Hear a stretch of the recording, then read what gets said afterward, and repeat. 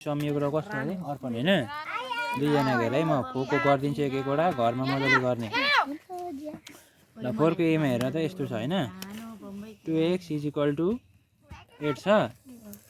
अब हामीले के को भ्यालु निकाल्नु भनेको छ हामीलाई यो x को निकाल्ने हो नि त। अब x को निकाल्दाखेरि के गर्नुपर्छ भन्दा यतापटि यो 8 भएको यो ठुलो नम्बर छ नि त योबाट चाहिँ भागा गर्ने हो यानी कि x = अब यो 2 लाई चाहिँ 8 को मुनि लगेर यसरी राख्ने अनि x = 2 कति जा 8 हुन्छ 2 4 जा 8 हो नि त हैन अनि यसरी फोर एन्सर निकाल्ने। यो b को c को एउटै खालको छ यसरी निकाल्ने अनि हेर है अब अर्को d नम्बरको हेर अब ओइ हल्ला नगरे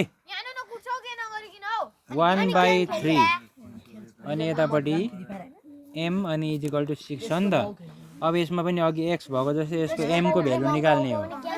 अब m को भ्यालु निकाल्दाखेरि यो 1m हो माथि माथि यतै हुन्छ जहिले पनि है /3 = 6 यस्तो हो खासमा यो झुकाउनुलाई यता राखेको है।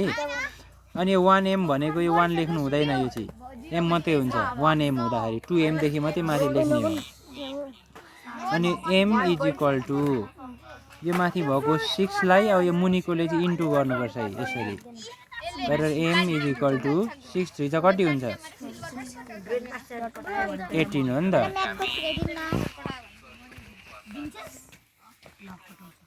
d को भयो। अरु कुन कन्फ्युजन भयो रे तिमीहरुलाई f को f नम्बरको पनि के गर्ने भन्दाखेरि के छ तिमीहरुको क्वेशन हेर त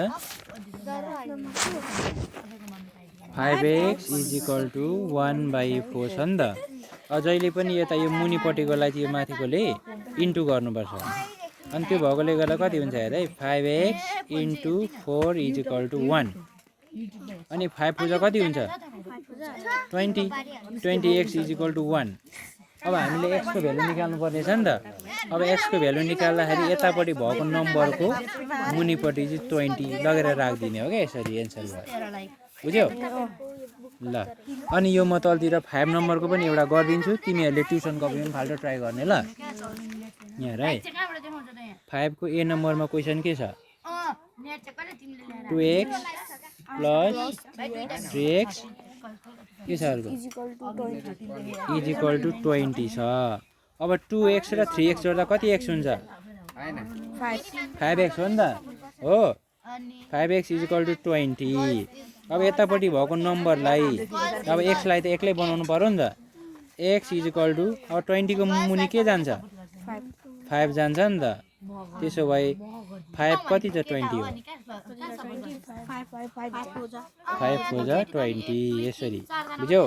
अनि अर्को खालको क्वेशन कुन छ भन्दाखेरि यो हेर अरु त सेम छ a b c d f एउटै खालको छ हैन।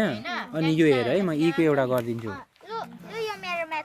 e को कस्तो खाले छ भन्दाखेरि के छ हेर त 8x = 36 कति छ प्लस 5x छ। अब हेर है x लाई एकपट्टि पार्ने हो।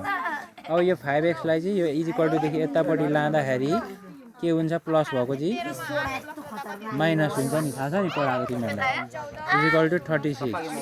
अब 8 मा 5 घटाउँदा कति हुन्छ 3 हुन्छ 3x = 36। अब x हुने बित्तिकै 36 को मुनि के जान्छ 3 जान्छ। अब त्यसो भए 3 कति जा 36 हो भन्दा 3 12 छ त्यो भएकोले x = 12 भयो बुझ्यौ ल। यो म मम्मीकोमा हालिदिन्छु ल।